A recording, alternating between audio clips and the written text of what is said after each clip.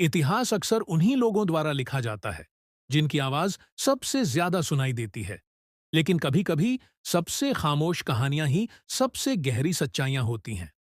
आज हम ऐसी ही एक कहानी खोजने जा रहे हैं, सिंधु घाटी सभ्यता की खोई हुई धरोहर। यह एक ऐसी कहानी है जो समय की धारा में गुम हो गई, लेकिन अब भी उन दिलों में गूंजती है जो इसे याद करते हैं। बहुत कम लोग सिंधु घाटी सभ्यता की कहानी जानते हैं।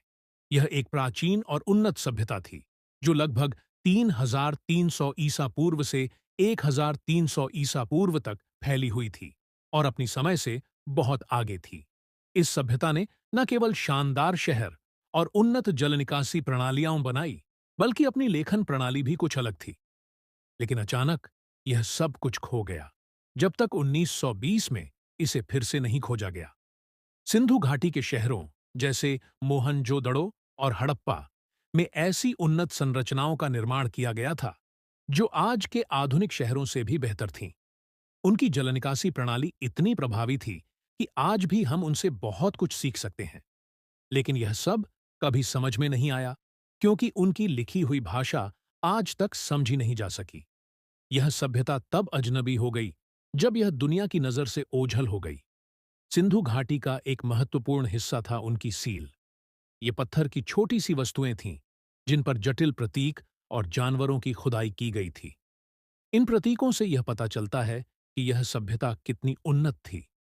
उनकी भाषा के बारे में हम आज भी कुछ नहीं जानते, लेकिन इन प्रतीकों से यह साफ होता है कि यह सभ्यता बहुत ही संगठित और विकसित थी। सिंधु घाटी की धरोहर का असर आज भी हमारे जीवन में दिखाई देता है। उनकी वास्तुकला और शहरी योजना ने आज भी हमारे आधुनिक शहरों को प्रेरित किया है, और उनकी सोच और अनुभव हमारे हर दिन के फैसलों में छुपे हुए हैं। शायद जब हम ऐसी खोई हुई कहानियों को फिर से ढूंढते हैं, जैसे सिंधु घाटी सभ्यता, तो हम केवल पुराने समय की यादों को नहीं, बल्कि अपने भविष्य के रास्ते को भी समझने लगते हैं। क्योंकि इतिहास के सबसे खामोश कोने में सबसे शक्तिशाली सबक छुपा होता है। हमारे साथ जुड़ने के लिए धन्यवाद। अगली बार हम आपको एक और खोई हुई कहानी बताएंगे। यह स्क्रिप्ट सिंधु